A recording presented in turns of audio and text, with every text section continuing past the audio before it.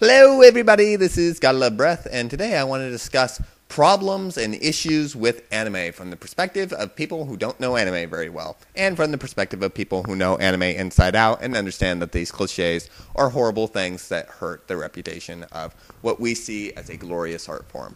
Okay, there's a reason a lot of people don't like and don't look into anime, or they just generally look down on anime.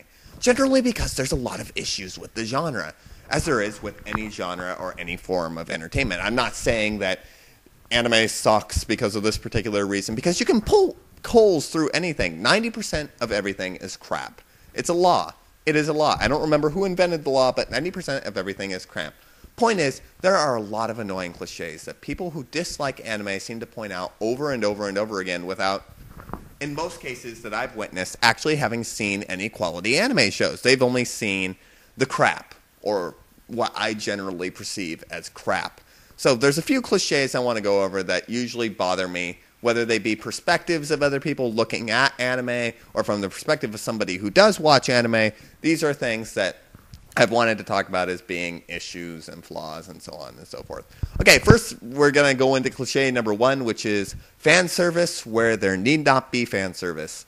I have no problem with a little bit of fan service. In fact, as a guy, I love it when it's used properly. I mean, who doesn't love like the swimsuit episode, or the sauna episode, or the bathhouse episode, or the episode where everybody gets naked for no apparent reason? I mean, it's great stuff if it's used properly within the right show. However, there are numerous cases where anime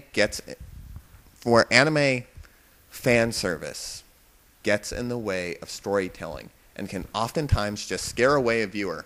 My case in point in this particular instance is, for me, The Melancholy of Haruhi, which I personally think would have been a better show without the fan service.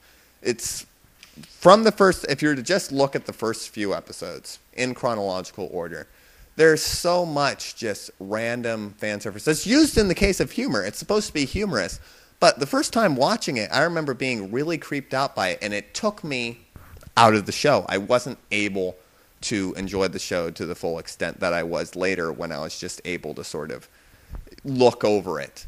But to somebody who, if I were to just say, yeah, check out The Melancholy of Haruhi, it's a great series, and I've recommended the show to numerous people, and typically, from what I've reported back, lots of people were scared away by the fan service. Lots of people were creeped out by Haruhi groping Mikuru, Haruhi undressing Mikuru, and I know that all of this was in the original book, and the original book was really well written as well, but it creeps people out.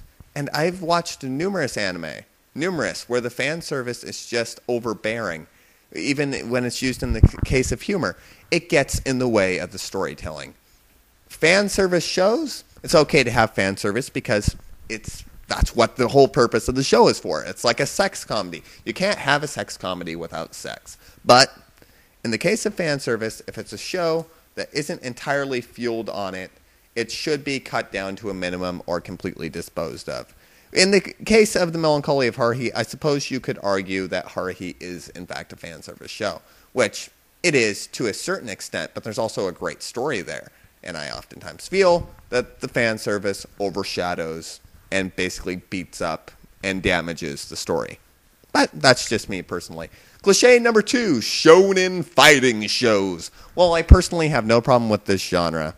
The truth is, when many people who are not into anime hear you talk about it, the first thing that pops into their mind is, of course, oh, those are those shows with those guys who beat the crap out of each other and go pow, pow, pow, and they go shuriken and fire fireballs all over the place, and buildings blow up, and it's 3 episodes until they beat each other up. And okay, typically what pops in their minds are shows like Dragon Ball Z or Bleach.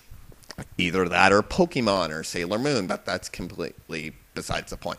I have no problems with these shows, though it isn't my particular cup of tea. I just wanted to point out this way of thinking. People think all anime are drawn out of fighting arcs where main characters just basically beat and cut each other with swords for pretty much 30 episodes straight, when this is completely untrue. Anime encompasses a lot of different genres: science fiction, romance, comedy. It's a very widespread sort of thing. It's not just fighting shows. Those just so happen to be the popular majority in the case of anime that's transported over here to the United States. So I feel it's sort of sad that a lot of people, whenever they hear anime, the first thing that comes to mind is something like Dragon Ball Z. But, what are you going to do? There's nothing you can really do about that. Cliché